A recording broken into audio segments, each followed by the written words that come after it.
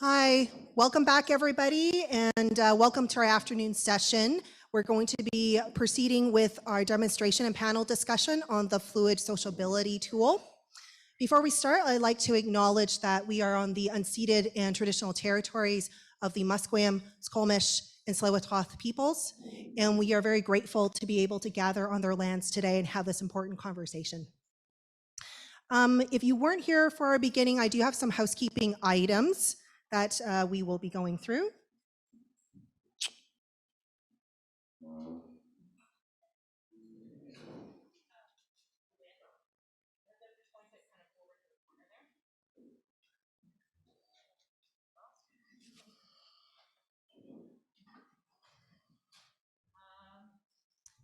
There we go.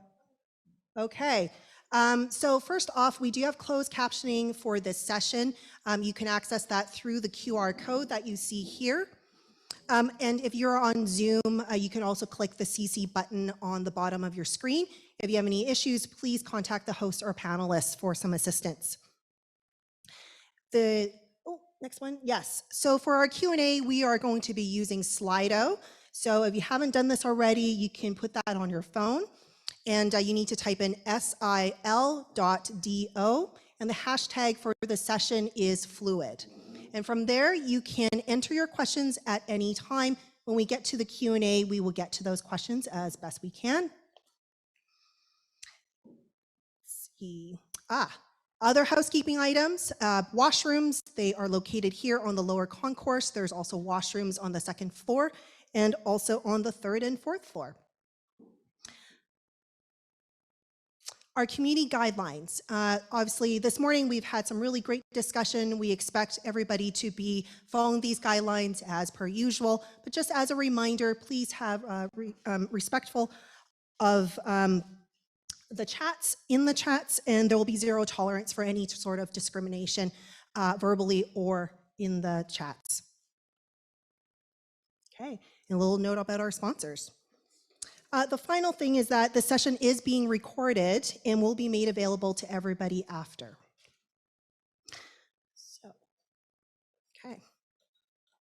So let's get started with our session, and I'll do a very quick intro.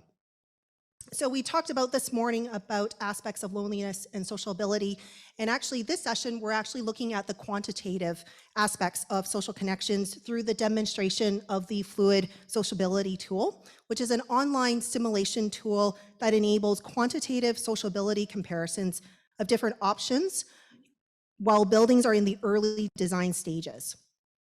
Following the demonstration, our panelists will discuss the potential impact of the FLUID tool on architects, developers, and municipalities, and its ability to support design for social connection. So first up, we'll be introducing Bruce Hayden, who is an architect and co-founder and principal of Human Studios, whose work includes multiple social housing projects, Indigenous cultural and housing projects, and post-secondary and cultural work. Bruce leads the work on FLUID Sociability tool and is an active member of the Canadian design community. Presenting with him is Iris Locke. Iris is a social psychology PhD student at the University of British Columbia. In her work, she designs behavioral interventions that aim to promote social interactions between strangers. In the FLUID project, Iris designs experiences to validate the FLUID Sociability tool against real-world data. And I'll be introducing our other two speakers, Sadhu Johnston and Madison McKay, when they come up and do their presentations. So right now, over to you, Bruce and Iris.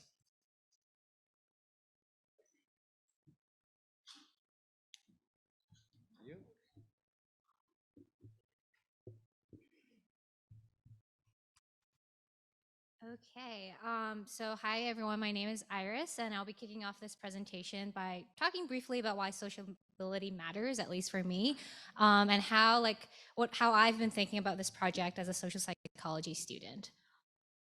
So decades of research have shown that people have a fundamental need for social connection.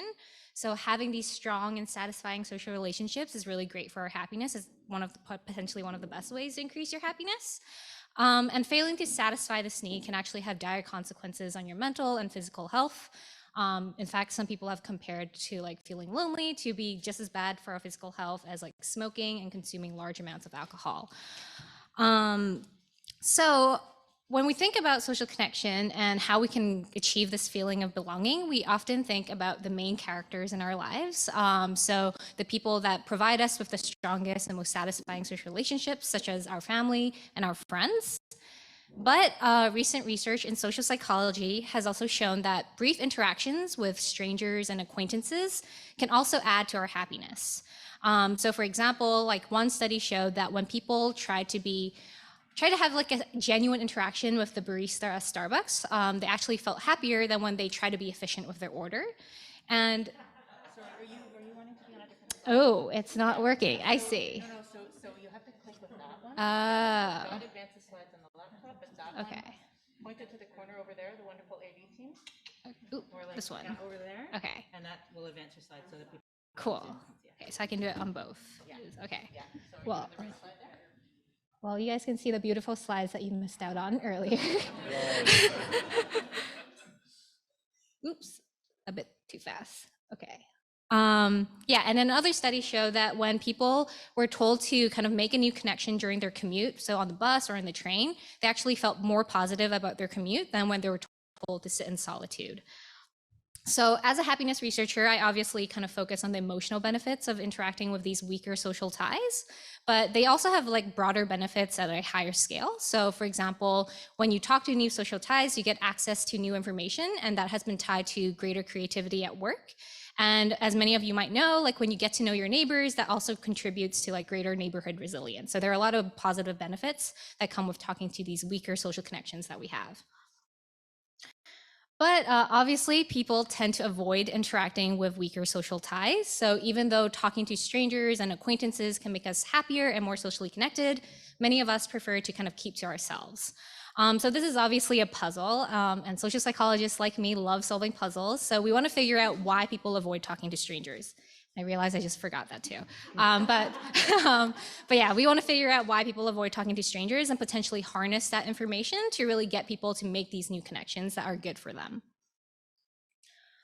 So as social psychologists, the first place we looked was inside people's minds. So figuring out whether there are any particular misperceptions or biases that prevent us from making those new connections.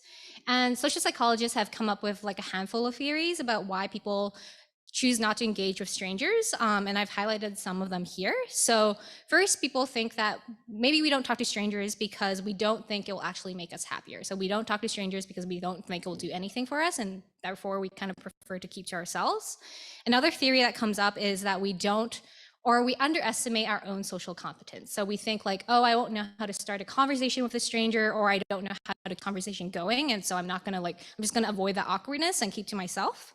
And then the third theory that has been coming up is that people aren't sure whether strangers are interested in talking to them. So like, even if I'm interested in, say, talking to Bruce, I won't talk to Bruce because Bruce might not be interested in talking to me. So if these, hopefully he's interested in talking to me, I'm not sure. But if these misperceptions are really what drives us away from strangers, then one way to increase sociability is kind of undo some of these beliefs that people have. So like, for example, if we're able to help people appreciate that talking to strangers actually feels great, then maybe people will do it more often. But a lot of recent studies have shown that it's actually much harder to change people's minds than we expect. And so instead of trying to change people's minds, I think a more promising approach to creating a happier and more socially connected society is to target the situation. So to change the physical spaces that we inhabit so that people have more opportunities to connect with each other. And with that, I'm going to turn it over to Bruce. Thank you, Iris. Now I'm going to try a test. Oh, did it work? It did work. Okay. So one of the things that many of you will be familiar with, I actually first want to note that there's, as far as I know, there's actually only 2 architects physically in the room. And one of them, I would say, one of the reasons for that is I think is this tends to be a topic where architects actually think they know it all. And so, but let's look at how sociability has been kind of understood or what tools have we used to help make designs better from a sociability perspective? So one is precedent studies. All of you will have read in detail the Hey Neighbor booklet, so I don't need to talk about that. But precedent studies are really important. There's a smaller group doing visual that has historically done what I call visual and analytics site-specific monitoring. So for example, Project for Public Spaces has looked a lot at doing filming in public spaces. Again, another type of advanced precedent study. And Happy City, of whom we know there are many people here, does awesome work with really kind of starting to understand physiological and psychological reactions to specific urban spaces. What we haven't had is a tool that we can actually start to use evidence-based to understand evidence-based sociability in the design stage. So what we've tried to do, and I tend to use the term gaming technology because people do it, we built an agent-based model that will do what we call simulated social data to understand how designs compare. This is part of our work at Human Studio. We're really very focused on this. We've also done a piece of work called Urban Magnets, which was focused on a different type of sociability. We self-published and released the book in a case of spectacularly bad timing. A good idea to write a book about social interaction just before, in the first months of a pandemic. We have sold at least 7 copies, I think. Fluid sociability really started in my previous work. I was a partner at a very large firm called Dialogue, and I led the design of the Newtsmoots downtown Eastside Strathcona Public Library with housing for single mothers above. This is a particularly vulnerable population. In some cases, the women were fleeing violence, not all, and it's long-term housing. So this was a scenario where we absolutely knew. I actually believe social interaction, as Iris has made absolutely clear, is really important for all of us. But in this case, we knew it was going to be really critical for it to enhance the lives of the residents. This is essentially the design that we ended up building. Most of you will recognize this. Anybody who deals with architecture, this is what we call a traditional double-loaded corridor plan. The site's on Hastings Street in the downtown east side. Strip of units along Hastings, a strip of units facing south. These aren't terrible way to design buildings, but there's all sorts of reasons why we do them this way. We did another version, we did many versions, but this was another version we call a stacked townhouse model, which all the units looked into a courtyard. And one of the best way to understand this is you'd step out of your units and you'd see something like 70% of the front doors of the other units. We knew this was going to be better from a sociability perspective. We absolutely knew it. But the measurable data was that it had a slightly higher exterior wall area. And that is the thing that affects construction costs, not the only thing that affects construction cost. And construction cost is, of course, absolutely critical. We just wanted sociability to be in the game. And I am not a believer that the world should be run by data. But what I know nowadays, if you want to win arguments, it's really good to have some data on your side. So one of the things that Iris and her supervisor Liz Dunn have been really good about is really helping us understand how to think of this work academically. So one really important principle of this is we know social interaction is very complex. And we're not trying to say that we are imagining exactly or predicting exactly what will happen in the buildings we do. What we do is we do comparative analysis of different design options. So we've created a set of assumptions about what some of the fundamentals are. We run those assumptions in 2 different scenarios and we see which scenario is better. We don't really know exactly, but we're able to identify things like very, very large and very small differences. We measure 3 things with Fluid. The second 2, greetings and conversations, are pretty self-explanatory. What we call encounters, we struggle to come up with the right name, and maybe this isn't a perfect one, but encounters are simply the physical opportunity for sociability. So if Iris and I are living in the same building, but it's a big building, we literally never see each other, obviously we have no opportunity to actually ever have any kind of social interaction. So part of it is we just think of this as setting the stage. You know, that physicality of sociability, if it doesn't exist, we can't have social interactions. So we measure that with a reasonable degree of confidence, we think. We also measure greetings and conversations because in part, one of the things that UBC and Iris's team have pointed out to us is those are the things that are really important from a public health perspective. So simply the opportunity for social interaction sets the stage, but think of standing on a SkyTrain station, you have tons of opportunity for social interaction, but it's not necessarily going to do you much good. So we measure the other things as well, again, with a diminished degree of confidence. We measure this in public space, we measure the intersection of public and private spaces. So fundamentally, the tool is designed to be used in many different building types. But our core and first area of research is multi-unit residential. Firstly, because we think it has the most opportunity. Secondly, because it's actually relatively rare. This is one of the things that when we first ran the models, we realized that the things, and that actually made some sense to us when we all thought of the number of buildings we lived in, where we actually literally never see our neighbors. We're not saying that's a good thing, but it's certainly a common thing. And we've created a tagging system. So it's an online tool where you upload the model and you tag the model in a relatively simple way, which simply acts as the things that guide our digital agents as they move around the building. So we need to know where the lobby is. We need to know where the suites are. And the software also does some of this automatically. So we don't measure sociability in the private suites. Whether you love or hate your family is up to you. We do, this is a slightly older deck. We do measure sociability. We think that what we call a semi-private spaces, the decks and balconies, are actually important for sociability. They're a place where often people feel safe to interact with strangers because it's kind of in their own territory, but they can see others. We define circulation in a slightly different way than other people do. If you think about a basic way a building is organized, is that, there's obviously areas of public circulation, traditionally corridors and things like courtyards. What we look at is really, what are the paths? When you kind of populate the buildings and you assume that people are going to and from work and things like that, what are the paths that they trace?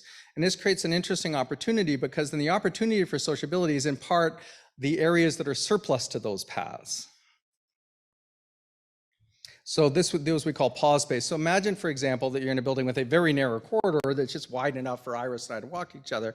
You're not necessarily going to have the opportunity. You're not likely to say hi or stop and chat for someone simply because you're kind of space constrained. So part of it is we want to understand what are those opportunities outside the needs of normal circulation that will support interaction.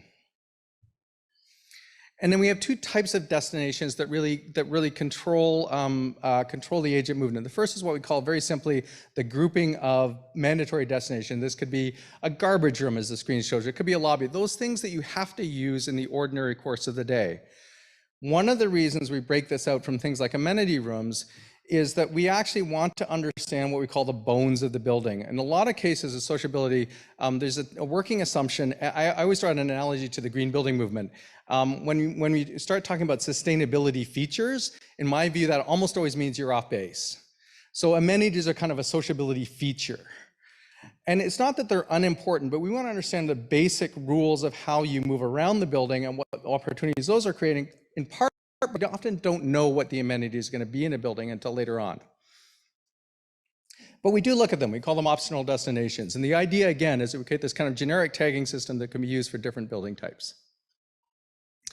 So this is the kind of the structure. This is residential buildings. We have the spatial categorization. The spatial categorization, the buildings that are automatically populated case is populated according to certain assumptions about the demographics and in a particular community.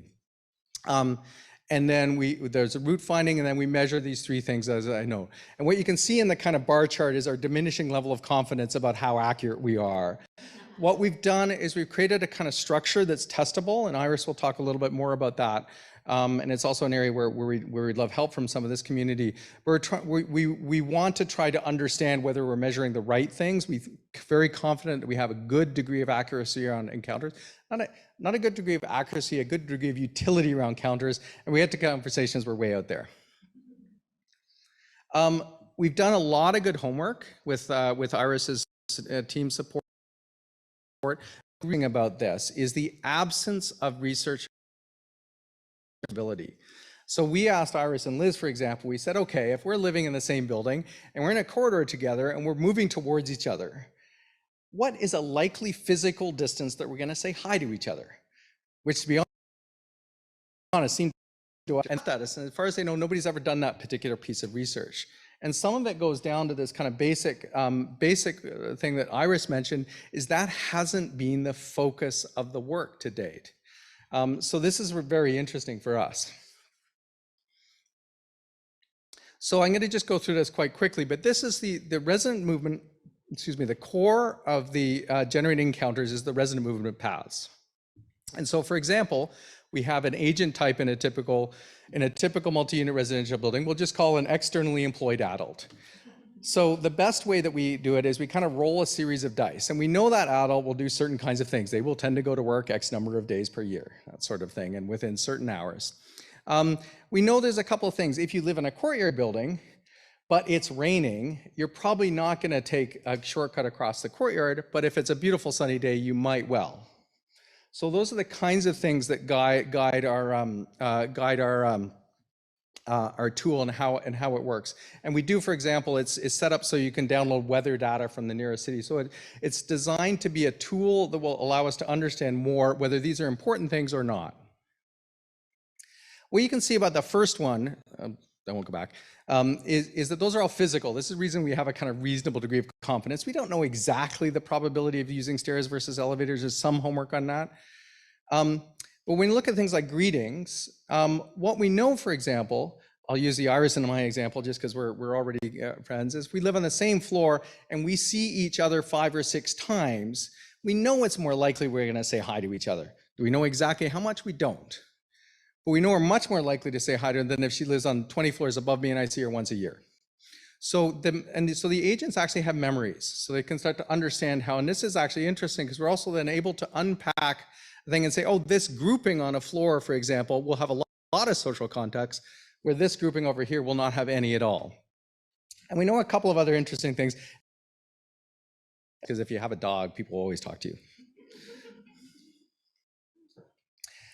You can see as the number of little diagrams gets bigger, our level of confusion and possible error increases. But what we do know, and our goal here has been to actually do a really long list of things that we think can affect these kinds of things, with the goal of starting to refine it through research. And again, we know a couple of things. We know, for example, that you're more likely to have a conversation with someone when you're coming home from work than when you're leaving from work. Again, just because of what we call time pressure. But I find, so again, the absence of material in this is really interesting. We have absolutely no idea whether you're more likely to have a social interaction whether you're in natural light or not. And that would be a really interesting thing to know from an architectural perspective. Now, what I'm going to do, let me just see whether we got this. Okay, we're going to do, I'm not sure whether technically you guys are going to help us out. We're going to do a little bit of a demo. On the end of the screen is one of our Human Studio employees, the fabulous Carmen Cam, who has been amazing in this work. So one of the reasons, we're going to show you very briefly how the structure of FLUID, and Carmen's going to do a bit of a live demo on it. So we presented, is anybody familiar with Vienna House, which is BC Housing Project? So it's over by Trout Lake, and it's being done by Public Architecture, and we presented to a technical group. We got a call from one of the owners of Public, and said, we want to use this tool because we had exactly the same problem that we presented with the Downton East Side Public Library, which is they had a couple of different options. They knew one was going to be better from a sociability perspective, and which is showing a slightly higher cost margin, and one was going to be different. So I'll actually get Carmen to kind of scroll around. So what you're seeing first is the double loaded corridor option, and Carmen's just going to scroll around. The tool is designed so you can upload models at early design stages. There's no point trying to have sociability conversations at the point when you have to have all the doorknobs figured out. It's just too late. So you can do it. So you can see how you can scroll around. And then Carmen, if you can maybe just show some of the spatial descriptions to start. So you can see you can turn these on and off. So this is a way of allowing you to visualize different things that are going on. You can just see the paths and the different degrees of scenarios. And maybe Carmen, just go to actually this is good. Show a single floor, just click to just one level. So it's designed so that we can see it. And then you can just see the blue is the semi-private spaces, the pink is the decks. And then if you can show the data visualization, Carmen, would be good. And maybe turn off all of the spatial, oh yeah, it's good, perfect, thank you. So what you can see, the yellow are what we call encounters lasers, and the green are greetings lasers. And the reason we use the term lasers is very simple. Again, we have to have these crazy conversations, because at first we thought, okay, well, an encounter is going to occur in a single location. But of course it doesn't, actually. It occurs as a line between two people. And the reason we had these funny conversations like, oh, we'll just go and we'll pick the middle point of the line. But what if you're having a conversation with someone who's on a balcony above your head? Then the middle point of the line is going to be somewhere floating out in space. So this stuff has kind of driven us crazy for a while. But I want to just show what you can see. So Carmen, go to a single floor for a moment. So what you can see is there's kind of as exactly as you expect. There's a certain densities, there's things going on in the corridors and there's things going on in the stairs and around the elevator. Nothing very complex. But let's go to the next one. Let's go to the courtyard scheme. So this is, again, this is what we call a single loaded scheme where there's a kind of ring of exterior corridors around. And I'll just get Carmen to turn on the data visualizations for both of these. So what you can immediately see is there's a ton of extra density of opportunity for sociability simply because the exterior path has more opportunity to communicate. This is actually, I would say, one of our kind of core preliminary findings is actually not much about amenity rooms and destinations. It's actually really about the amount of time you spend visible in the building between entering the building and entering your private space. And that's actually something that, as far as we know, architects almost never look at. In part, again, there are many, many other pressures to make that path, in many cases, is actually as cheap as possible. So, but that's a consideration. I'm also going to go, Carmen, if you could highlight, let's go back to the double loaded corridor option for just a second. Now let's go to a couple of things we measure. We can go through a bunch of things, but we're not going to do that. Let's look at the circle, which is the first measure of encounters. And we measure a total number of encounters. And you can model, you can kind of run the model for as long or as short a period of time as you like.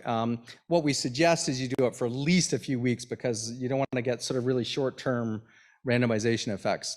But the critical number we look at is this number is 0.7. So 0.7 in this one is simply how frequently how many times in a day am I going to meet my neighbor? A neighbor, any neighbor. And in this case, it's just very simple. It's slightly less than 1 per day. So then you go into the courtyard version, and let's look at that number. That's about 40% higher at 1.1. So this was actually enough for BC Housing to say yes to the courtyard scheme, which for us was a real triumph because it demonstrated the value of being able to quantify some of these things in real senses. And again, things like construction costs are really important. Things like sustainability are really important. It's just we want sociability to be in the game. So this was a real pleasure for us. And in a real bottom line way, what it means is that there will be more people with friends in this building than if they built it another way. And that's something we care about a lot. I'm going to pass it back to Carmen. Thank you, Carmen. I'm going to pass it back to Iris to talk about validation.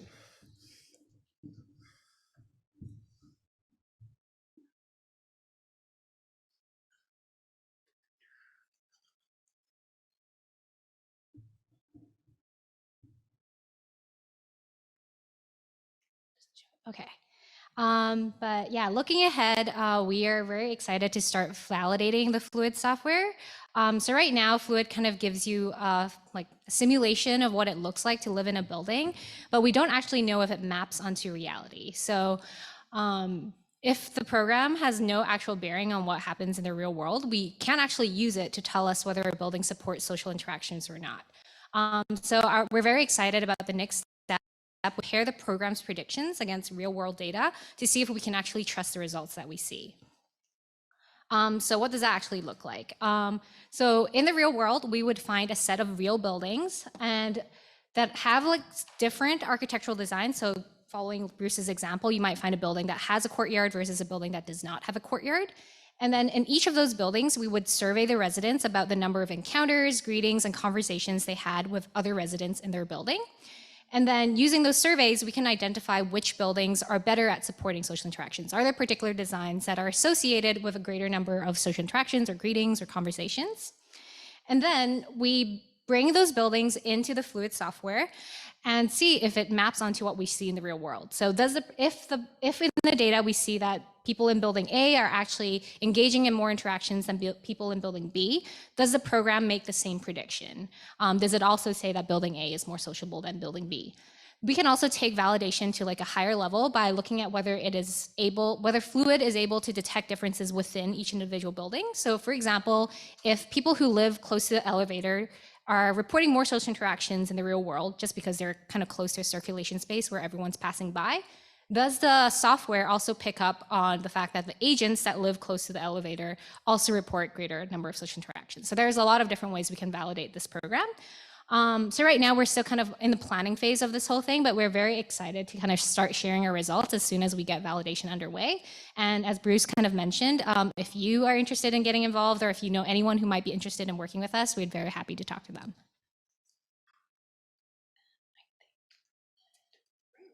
You. Great. Well, thank you very much.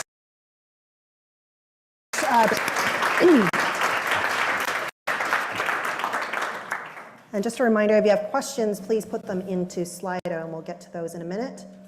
I'd like to introduce our third speaker today, who is Sadhu Johnston. And I think as the tech team is putting him, he's going to be on Zoom. So I'll just give a quick introduction. Oh, there he is. Hi, Sadhu.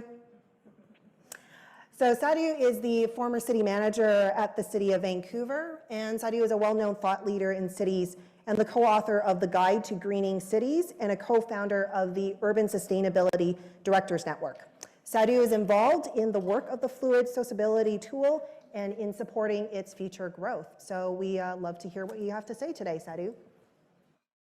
Great, thanks. Can you hear me okay? Is the audio working all right? Can you hear me? Yep. Okay, great.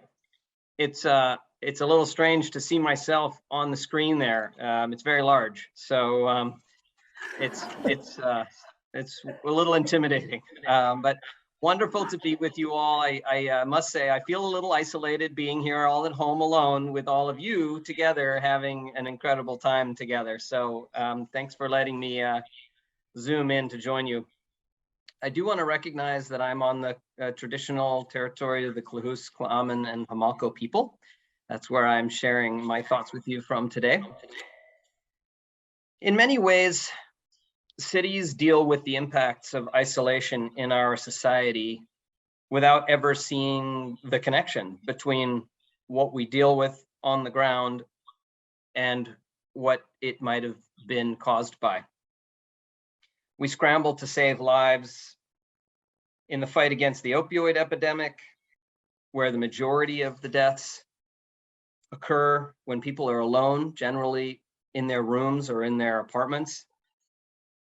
Whether it's mental health, homelessness, poverty, addictions, all of the challenges we tackle on a one-off basis, usually with an emergency response. We tackle the problem at the end of the tailpipe rather than going to the beginning. We are, as a community, and we talked about it today a lot, we're slowly learning about the health impacts of social isolation. For me, my first experience with that was when I was in the mayor's office in Chicago. We had just had a major heat wave, and we were just learning about the deaths. There were over 800 deaths, and the vast majority of those were people who died in their apartments alone, and they didn't know their neighbors well enough to get the support they needed to go to a cooling center or even for their neighbors to check on them. So isolation is real and has real health impacts. I think the financial and societal impacts of social isolation are hardly being discussed. When you take the individual health impacts for a person and then you scale it up to the entire community, and it's definitely not understood, I don't think. When I was at the City of Vancouver, we helped to launch the Hey Neighbor initiative because we wanted to create more community within the buildings that we were approving, because we didn't even know that we could go to the front end of that process and try to create more connection within those buildings. So I believe that the FLUID tool can really help us to work upstream to address social isolation in the built environment. As you mentioned, I've joined the FLUID team because I think the tool is so crucial to building healthy communities. Instead of constantly tackling all of the problems at the end of this situation, which is really, can be very, very demoralizing on a broader societal scale, and even to all of the workers that are constantly needing to face those challenges. But tackling isolation in the development and the design phase is a game changer for cities. And I think there's three ways that cities could use and benefit from FLUID. Firstly, I think the tool could be used to influence city projects like libraries, social housing projects, even fire halls. How are we using our own projects to create more connected communities? The city of Vancouver, when I was there a couple of years ago, we were in the process of developing over 2,000 units of housing. And you're going to hear from Madison about how this tool could tie into the development of social housing. But I think this is a real game changer for us to be able to use the tool to evaluate our own projects as they're being developed. The second way is to use the tool for projects that we support, like affordable housing. Millions of dollars are spent in our communities from government to social housing developers, and we could use the tool to ensure that those projects support a more connected and social community. And then the third way is projects that we regulate. In our regulatory process, we mandate balconies. We don't allow inboard bedrooms. We require 3-bedroom units in 25 to 35% of the number of units in buildings. We're increasingly requiring playgrounds. We're increasingly requiring amenity rooms that Bruce mentioned. So we're adding all of these layers onto our regulatory process, but we really don't have any idea whether they're achieving our objectives. We don't know whether they're doing what we want them to do. If we had a sociability score, kind of like we have a walk score, but if we had a sociability score in a building, we could use it to ensure that new projects support healthier and more connected communities. Those of you that are tired of municipal regulations, I'm not recommending more regulations, but potentially stripping some away and instead being able to use FLUID as a performance standard. What if we took away all those requirements and we said, you got to be at least this level of sociability in your project and you figure out how to do it? I think that could really unleash creativity in the development community and the architectural community. Just having access to the tool and the assumptions that are built into the tool that Iris and Bruce were just talking about could really help to create more socially connected buildings. I think where it could get really exciting, what I'm pushing for, Bruce, I've told you a million times, I think this is where it gets really exciting, is when we can take the assumptions and the tool and expand it to an entire development, or imagine to an entire neighborhood. If you're doing a neighborhood plan like the Broadway plan that's underway in Vancouver now, imagine if we could look at how new transit-oriented developments would create more socially connected communities. So it'd be great to use the tool to understand the impact of wider sidewalks or more plazas, more transit-oriented development. A few years ago, I was very actively involved in the process to close Robson Street and to create a plaza there at the art gallery. And it was really, really hard to explain to neighboring businesses the benefit that we were going to see from having so many people milling about, listening to music and connecting. For them, it was just immediately seen as a road closure, which will allow for less people to access their businesses. Instead, it's a hub, it's a hive of activity.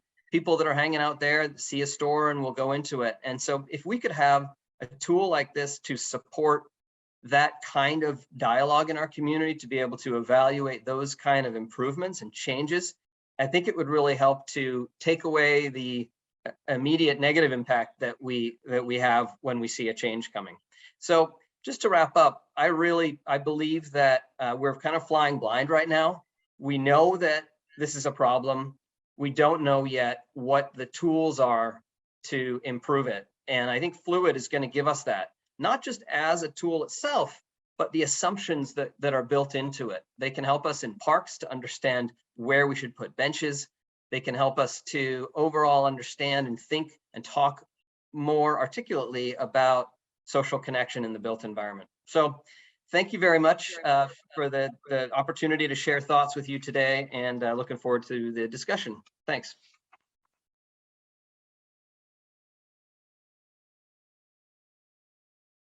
Very much, Sadhu. Our fourth speaker is Madison McKay, who is the project manager with the City of Calgary's Affordable Housing Capital Development Team. There she leads design initiatives and community building. She's also a registered architect and a sessional instructor at the School of Architecture, Planning, and Landscape. Madison will be giving us a look into how the FLUID tool plays out in a real-world project. So welcome, Madison.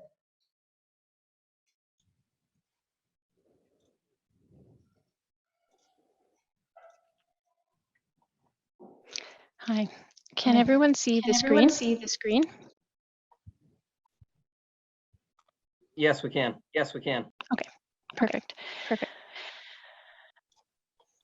Thank you very much for having me today. I'm going to walk through a specific project, the Rundle, and show how we use the fluid analysis to compare the social connectivity of the existing and since demolished building to the proposed development.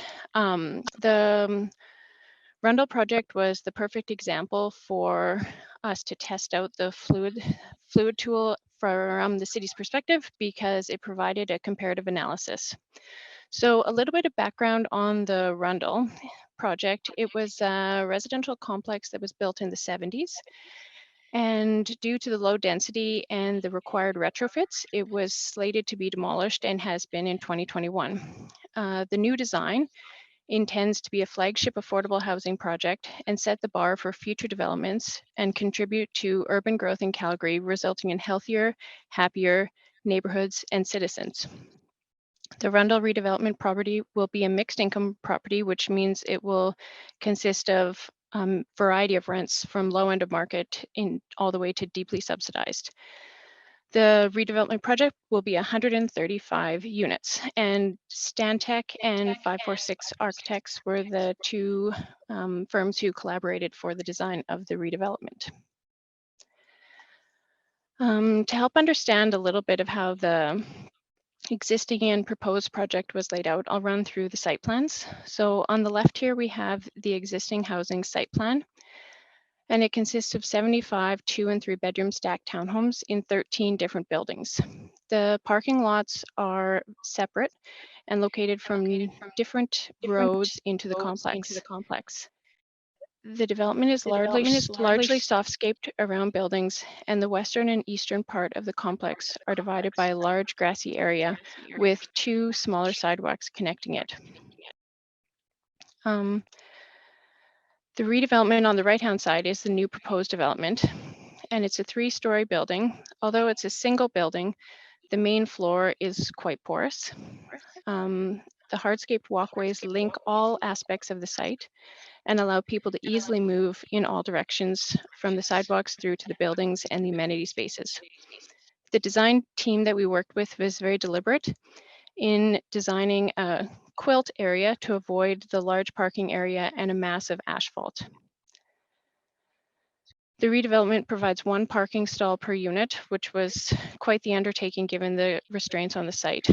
And the new design includes 2 outdoor amenity spaces, 2 indoor amenity spaces, bicycle shelters, and an exterior garbage. And one of the exterior playscapes also, one of the exterior courtyards also includes a PlayStation. On this slide, we received the results from Human Studio showing the analysis of the tool. And as you can tell on the left-hand side, which is the fluid simulation results of the existing building, the site almost seems divided. And as you can tell, there's an eastern and a western track of the interactions. And there is very little reason for the agents to go to the different sides of the site, with the exception of the garbage and mail. On the right-hand side, you see the proposed redevelopment, and this is very dynamic and shows the infinite number of routes that it seems the residents are traveling. It should also be noted, just to explain a little bit of the context, that this includes the ground floor, first floor, and second floor and third floor overlaid on top of each other, which is why there's the interior hallway overlaid over the exterior amenity spaces. The garbage area is located on the southwest corner, which gives the agents even more reason to travel across the site. And even if you look at the existing site plans, it seems like the quilt work invites various routes through the site, whereas if you look at the existing and since demolished site plan, it looks like there's very deliberate and almost restrictive paths through the site. So this slide shows the results of encounters and greetings, as Bruce spoke about earlier, and the numbers are astounding. And we know that these are all hypothetical, but if you look at the difference between the existing housing and the proposed redevelopment, and note that the number of residents has been equalized here, so it's built for 213 residents for both, so we've reduced the population of the proposed redevelopment. And for the existing housing, the Rundle redevelopment, it seemed that the encounters seemed to occur in almost a predictable manner. This is likely the people traveling to and from their car, because between these two stacks or two rows of houses, that's where all the parking is. So there probably wasn't organic interactions, where in the proposed redevelopment, because there is a variety of outdoor amenities, entrances in and out of the building, and the parking is not in such a large mass for the people to gather in, and it's less predictable because the stalls are not assigned. So the difference is in the numbers, and this was a very real metric when we were explaining the results to our management. The difference between 14,000 encounters and 51,000 encounters, even if it's skewed by 10 or 20% either way, it's clear to see that the redevelopment has great potential for interaction and social connectivity. These diagrams show the encounters between the agents for the 90-day simulation for the Rundle Manor. It's probably Bruce that's better at explaining this, but essentially the red represents all the agent-specific encounters, and so the darker lines show the different densities and all of the possibilities for encounters. And just the fact that there's higher social potential in the redevelopment is enticing for us as a housing provider. We're not mandating that people have to interact, and that was a conversation that resulted from these findings, is that are we forcing people to interact? And the answer is no, we're just providing the opportunity for interactions. And the social potential has a lot of positive results. And even our social workers and our tenant liaisons have noticed that just the possibility for interaction is improving the tenant outcomes. And it's not mandating anything. There's a variety of tenants that only require housing. But just in the aspect of the opportunities that can be provided and the resulting benefits, it seems like the FLUID tool gives us quantifiable metrics to have real discussions and maintain some of these design elements as the projects move through the design process. As we talk about all the different components that make up a building, there are other aspects that seem to have much more quantifiable metrics that make it easy to justify some of the capital investment costs. And now that we have the beginning of a social metric, it seems like this will be the beginning of a lot of important conversations. And it gives us a little glimmer into where the building and the design should get extra consideration. One other aspect that our team saw a benefit for this tool is SEPTED principles, because safety is a concern for a lot of our residents. If there is a specific area in the building that's showing high circulation, we can implement specific design elements that could improve the safety. And we do acknowledge that building design won't solve all social problems. However, the opportunity and the potential that this tool shows and the social connectivity and improved tenant autonomy can only lead to positive results. And this aligns very closely with our corporate affordable housing strategy. We know that there's a variety of competing priorities, but providing safe and stable communities to help foster social connectivity and boost health is a really important aspect of our new capital development plan. And we're excited for further development of the FLUID tool and using this quantitative data to support good design. So thank you to Bruce and his team for developing this tool.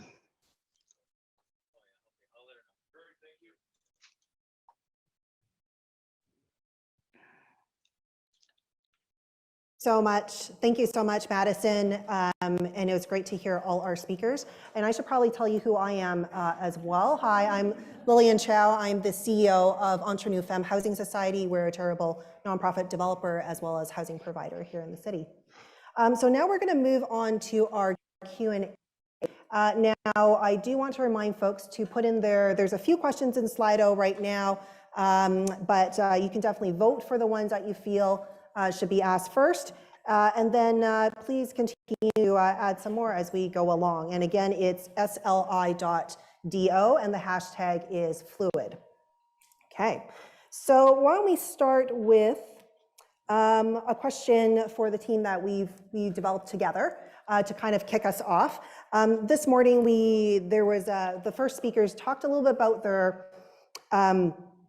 there was a comment about, how does sociability, loneliness, all these things affect people, but perhaps different groups of people. And so I'm curious for you, Iris, in your real world data and validation, have you seen differences when it comes to gender or race or cultural backgrounds? Does it actually be a little bit different than what you're running into the model that might not actually have those variabilities?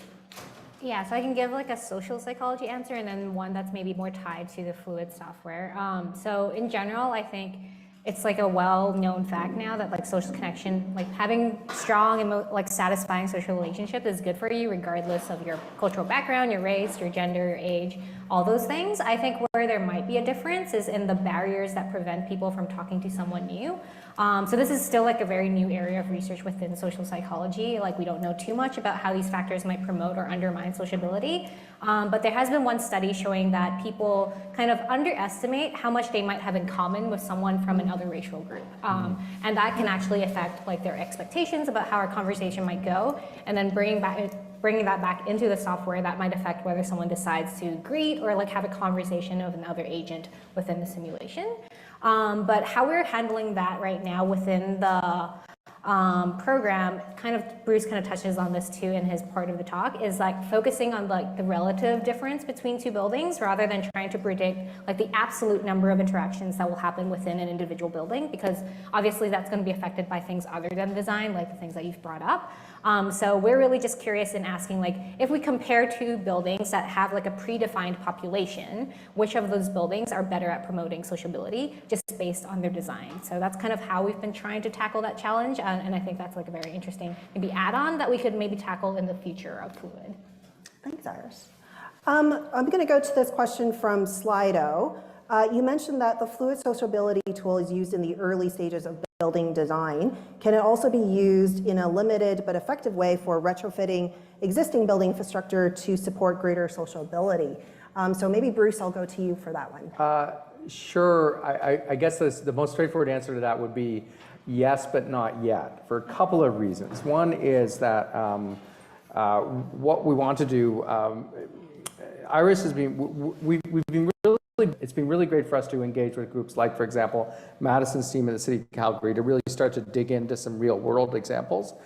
As we get more and more granular and more fine scale about something, our confidence level about exactly what a little move does goes down. So what we want to do is to make sure we've got the big picture working properly, and then we could start to understand in a little more case how we could start to tweak in more individual components of buildings on a comparative basis to make them better. So this next question, I'm going to go to Madison, so hopefully tech folks. Madison, you're ready. This is from Slido. So good fences make good neighbors is an idea that goes deep in the consciousness of how to relate to one another. What do you do with the possibility that this increases unwanted surveillance and judgmental neighbor-to-neighbor reporting, particularly for social housing where residents can't move? So Madison, I'm hoping you may have some thoughts on this. Great question. Yeah. And of course, any of the other panelists as well. For Madison. One of the key items about the FLUID tool is that it's not focusing on the amenity spaces per se, but the circulation to and from different spaces. So we're not insinuating that the interactions will be long-term conversations or result in a negative interaction. And I don't think that there'll be surveillance over the neighbors.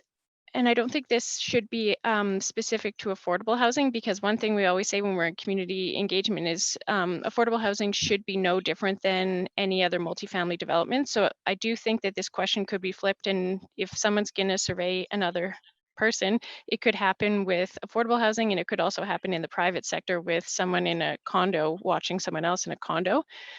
So just to clarify that, but I don't think that unwanted surveillance would be a result of improving the connectivity, because there wouldn't be enough design changes that would allow for someone to stay in the spaces that improve connectivity for long enough that would allow for this unwanted surveillance. I would be curious for what the other panelists would think, but my answer would be likely not. Maybe I'll just do a single couple of quick sentences on this. If you look at how real estate marketing occurs, real estate marketing says that the most important things that you should actually pay more for are isolation, luxury, and control. And the problem with those two things is they're actually all, because luxury is associated with status, all of them are actually in some ways contradictory to actually the things we need as humans to connect with other people. And so for me, it's totally true that so many of our zoning bylaws, for example, I'm not supposed to be able to design a deck that overlooks my neighbor's side yard. I actually think designing decks that overlook my neighbor's side yard is a great idea.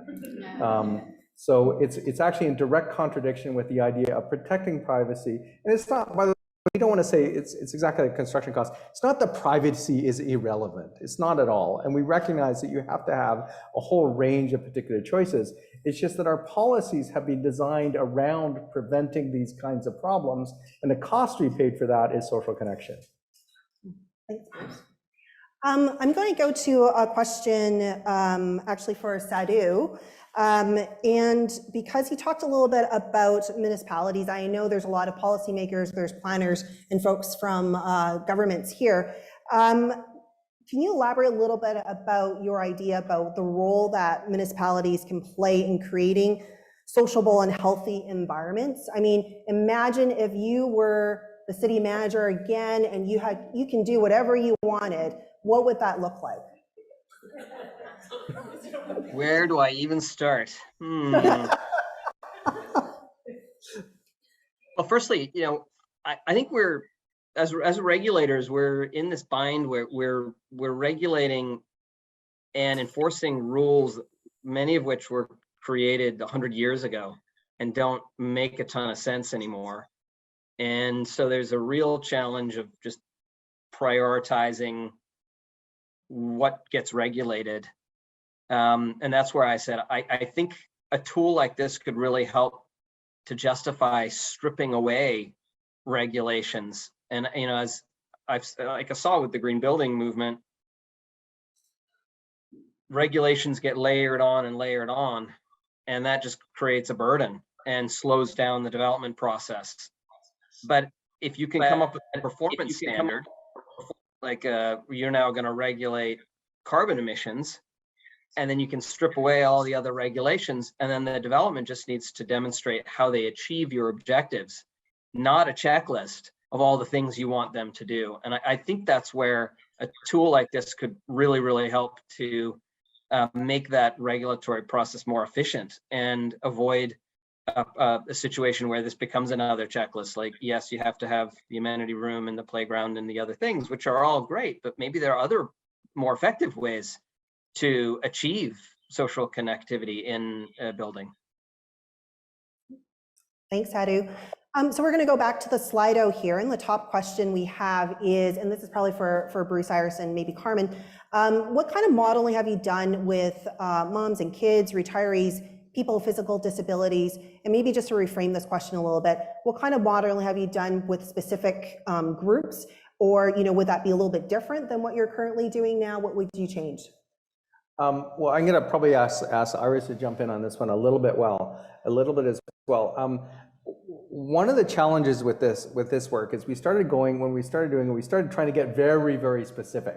Do we have different genders? Do we have different ages? And what we tried to do is we said, okay, that one of the ways that Elizabeth Dunn talks about this, which has been really inspirational for us, is it's not important that it's accurate, it's important that it's useful. And so as you get more and more specific, the challenges of being right get much more important, but it's not necessarily true that the utility for the things that we're trying to measure gets better.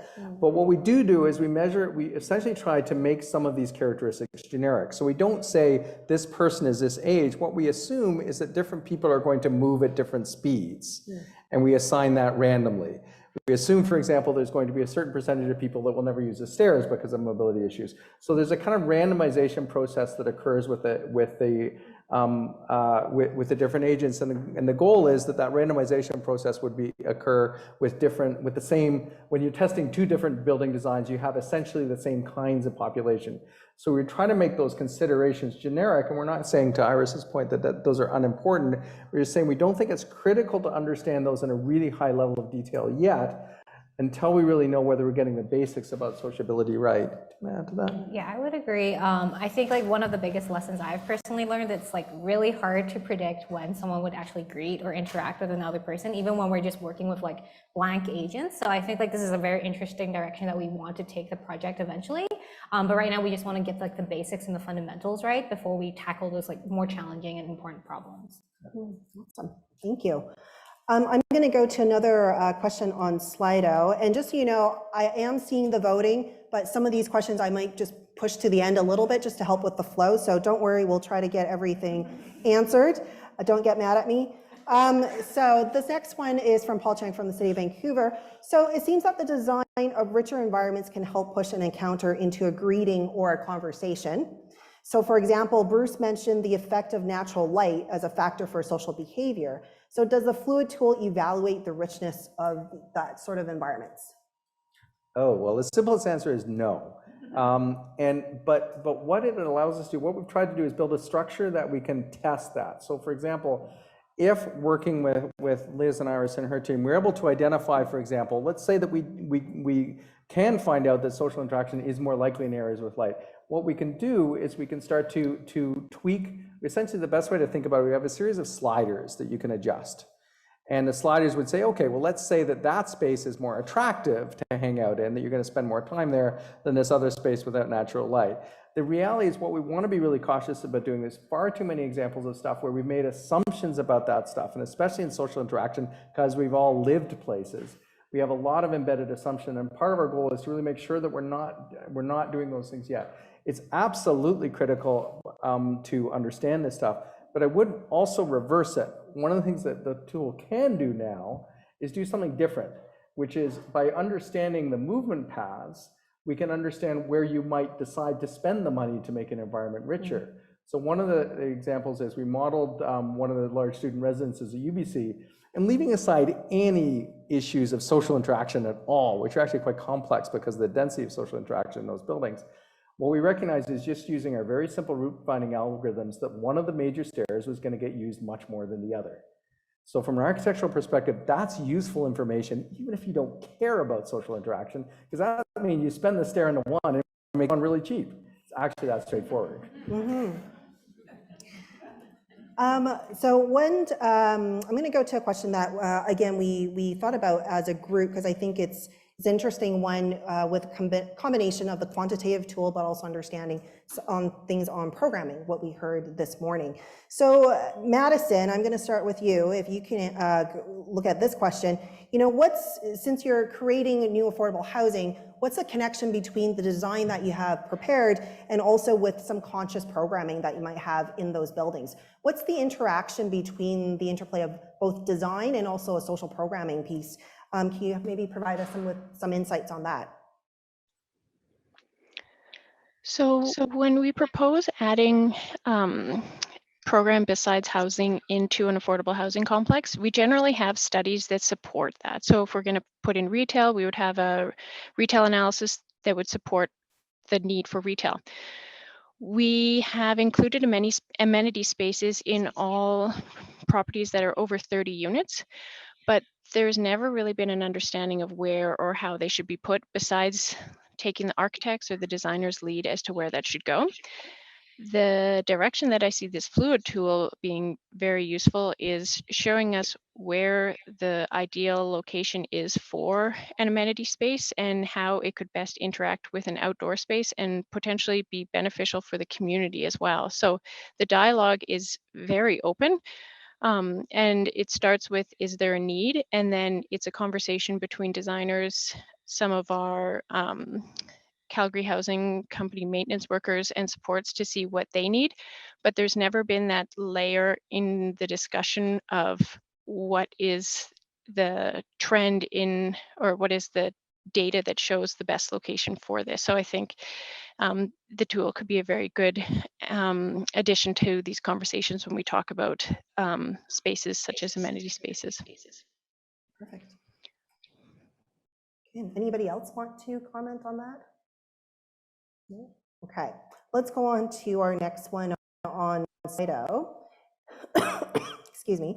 So what are the approaches and design considerations that could encourage encounters and socialization in not only small apartments, but also in towers that house a large number of units? Maybe I'll go to the FLUID team for this question. Can I start on that one? I think maybe Bruce will have more expertise in terms Okay, of I'll like start design right away. approaches, but the one that comes to me that we've talked about as a team is really like, even though there's a large number of people, like creating little centers within the building that will help you like get to know the people that live around you. So for example, if there's like an elevator that's only accessible to people from floors 1 to 5, that will like kind of like centralize it so that you have like a smaller group even within the larger building. That would be the one that kind of comes to mind for me, but I don't know if you have any ideas there. Well, so one of the most interesting things, one of the things that we're doing as we test the model and expand it is we just keep records, of course, of all of the models we've looked at, all the ones we've run. And what is interesting, and this would to some extent confirm many people's biases, is it does indicate based on our modeling that social interaction is much rarer in tower forms than in other forms. And again, we believe, and again, we always want to be, we have to be very cautious in language, and Iris is really good about it. Like there are things what we're guessing at, but we don't know yet. We believe that it has to do very simply with the fact that if you imagine the process of getting from our front door to your unit in a tower, it's almost always a very private experience. And one of the interesting things about it is the design incentives when you're designing, especially market housing, but I would say even affordable housing, because of course there's always that question of getting the maximum number of doors and the minimum floor plate, is always to minimize the length of that route. Literally, corridor space is bad, is the general assumption. So we don't have any magic answers to this. What we can start to do is unpack it, because the differences that we'd be measuring are orders of magnitude difference in terms of kind of more moderate sized ground accessible housing relative to high rises. And I don't want to kind of be overly stating about that, because there's entirely possible we've got something a little bit wrong in the model that is actually giving us the wrong guidance. But it is interesting that seems true. So I don't have a simple answer to that, but what it does do is help us unpack the scale of the problem and start to test other ideas about how we can fix it. Thanks, Bruce. This next question, I like to ask Sadhu maybe to maybe comment on this. So in a single family neighborhoods, people are said to know their neighbors better or more, but in a more dense mixed use neighborhoods, there are more opportunities for encounters. Could the FLUID model be adapted to look at maybe the urban or suburban environments? And I think we had this question when we were discussing as panelists about how do we scale the FLUID model to a neighborhood or community scale? And what are the potentials or opportunities for that? Yeah, great question. From my understanding, when we've talked about this a number of times as a team, the tool itself and the assumptions that are built into it can be expanded outside of the individual building. So that's kind of a future phase.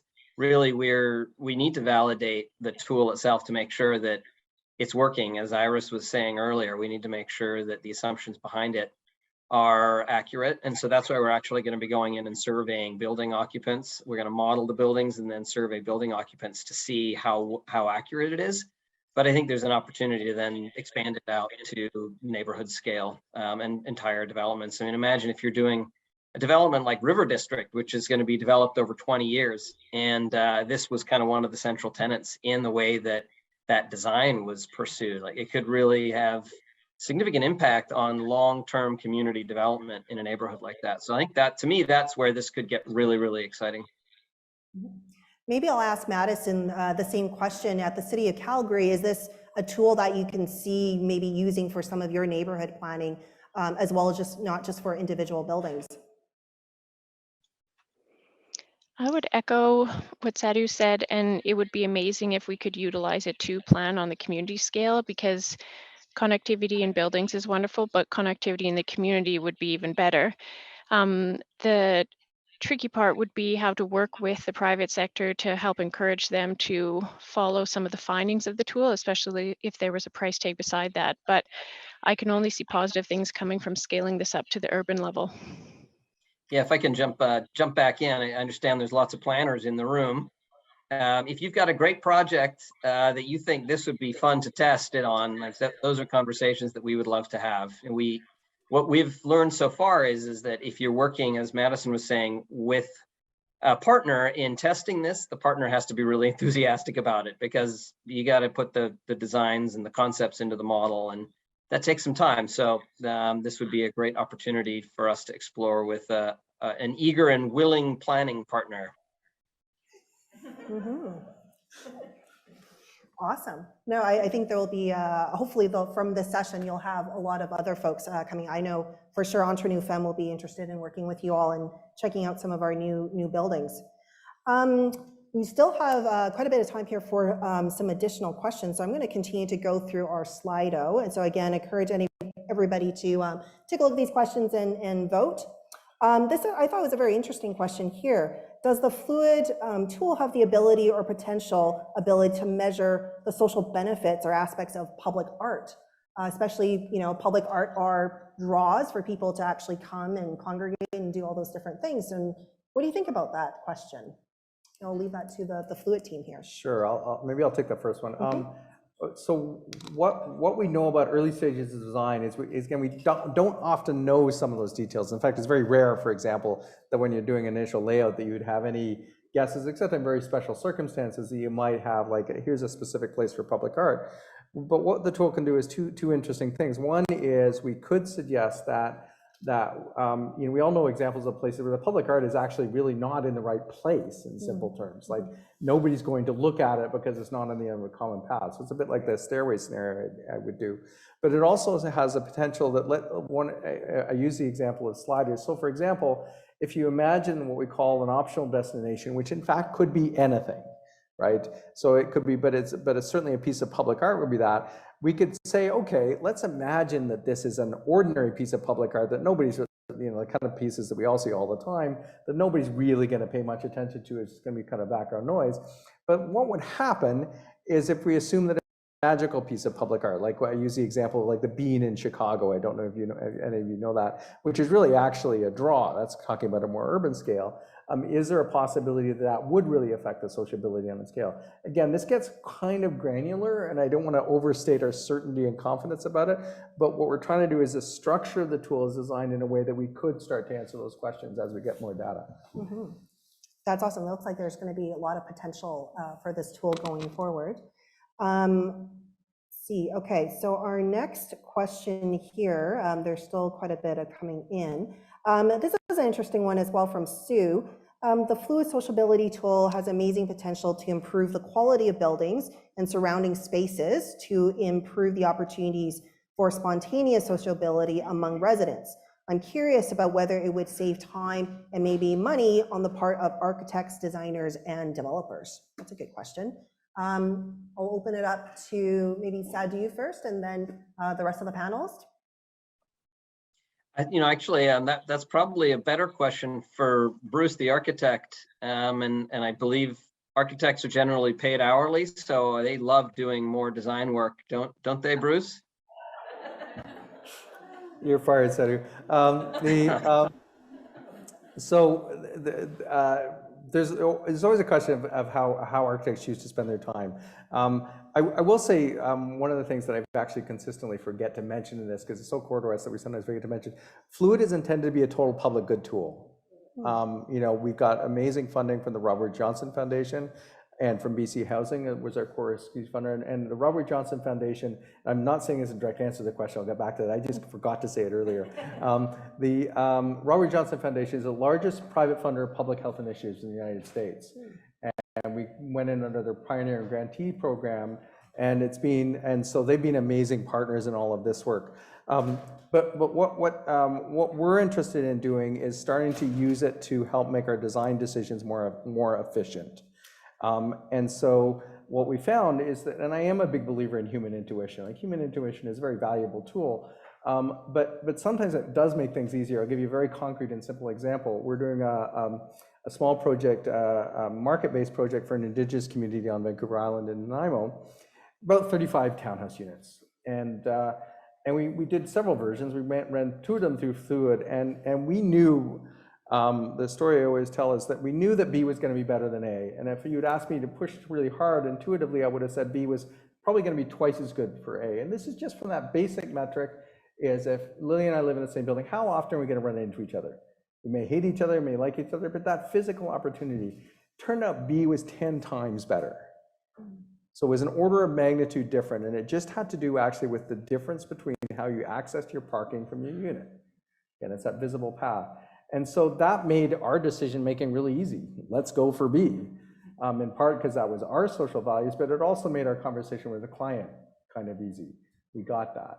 So it doesn't make all of these things. And I'll also say it absolutely has the potential to save time, save design time by enabling us to make better choices about which parts of a building need to be special and which can be ordinary. You know, thanks for that. Is there, Sadhu or Madison, do you have any thoughts on this question? I can add something to that. It could save time because it would allow people that might not have design experience to understand some of the successful elements in a building. So for example, in Calgary Housing, we have a lot of people who help make decisions, and generally they have a recommendation. But when you have numbers behind a recommendation, it makes a lot of people feel more comfortable. So I would say that the time saving could potentially be in the decision making and the comfort level with people who haven't been involved firsthand in the project. So, and yeah, that would be my answer. Awesome. Thanks, Madison. Okay, so I think I'm going to maybe ask a few more questions here. There's certainly a lot of kind of very detailed design questions as well. So I'm going to go with, okay, so this one here, hold on a second. Where'd it go? Okay, well, maybe we'll go this one. It's on Slido. So FLUID team, what are the main challenges and roadblocks to having the FLUID tool embedded as a requirement in a zoning and approvals process for a high-rise building, for example? So perhaps Sadhu or Madison might want to take a first crack at that one, and then we'll go to Iris and Bruce. Yeah, I can take a crack at it as a start. You know, I think we're envisioning that this is a voluntary tool, and at least for the period of really validating it. Iris was talking earlier about the validation process, that a lot of the results of running the model are based on a lot of assumptions that need to be tested. So that's really, we are in the process now, and I just want to really acknowledge and thank Landlord BC, because they are helping us to validate the tool by getting some of their members together and running the model through existing buildings where you have an existing community, and we can really get in there and survey residents to understand if what the model spits out is actually kind of what you're seeing on the ground. So I think as a team, we feel like we want to really understand if the assumptions and the outputs are accurate. And that will then, I think, allow us to encourage more widespread use. And we would want to pilot it for a while, quite a while, I would say, before we get into any point of mandating it. And that's really not the intention. Like, what we're trying to do here is to create a tool for better communities. And oftentimes once you start mandating it and regulating it, you find ways that people are going to try to get around it. So we want this to be a tool for better design, and for those that are on the cutting edge to want to integrate it into their projects, and then to take the lessons from that and find ways to bring it into policy. That would be the approach that we would be taking. We are looking for other validation partners. So if you have a bunch of buildings that you're working on that are in the design phase, we're going to be looking at a multi-year validation process in addition to what we're doing now, where we're testing the model. We want to go through a design, construction, and occupancy validation process that might take a couple of years. And so we'll be looking at validation partners over the next couple of years to engage with us on that. Perfect, thanks, Adu. And maybe just a quick follow-up, is there a particular type of building that you're looking to validation, or any sort of multifamily? Yeah, I would say like our ideal scenario would be two buildings that kind of a similar demographic makeup, but are very different in terms of their architectural design, because that increases our chances of really detecting an effect of the design on people's social interactions within the building. And then we also want, like, sample size is also an issue when you come to do like social psychology research, especially in light of like the recent crisis we had in the field. Like, people are very sensitive to sample size, so like we would also be looking for like buildings with like maybe over 50 units is what we've settled on, like within each building having more than 50 units that we can survey residents about their social interactions would be our ideal scenario. Awesome, thanks very much. So I'm going to end with a last question here to each of our panelists, and hopefully you have enough time to answer this. Are there any specific habits in interacting with strangers that you've personally changed since working on this research, and that has made you happier? Maybe we'll start with Madison, and then Sadhu, and then our guests up on the podium. That's a great question. It might be a bit of working on this project and also COVID related, but something that I have noticed is the brief interactions, because we were not able to have them for such a long duration during COVID. And now that we're allowed to have them, like even just getting coffee, smiling at people, not through masks. And concurrently, I've been learning about the FLUID tool and the importance of those micro interactions. So maybe my response is I smile a little more than I did. Not that I didn't smile before, but maybe it's an extra big smile now that we're able to share those small interactions with everyone. No, that's great. Thank you. Sadhu, what about you? Yeah, as I said during my brief remarks, I think it can be kind of demoralizing to be working on like tackling all of these problems at the end of that cycle. And so for me, it's really encouraging to find a tool and an opportunity to tackle it at the front end. And so yeah, I guess I'm just really encouraged and excited about the opportunity that this kind of thinking can help to inform how we design our buildings, how we build our communities, because it does feel like we are disconnected from each other generally, and that really adds up in societal burden. And I think by proactively thinking about how we create connected communities, it makes it more proactive. And so for me, that's really encouraging. And I'm thrilled about the opportunity to be able to help to birth it and bring it out there, and then for us to gain adoption. Perfect, thank you.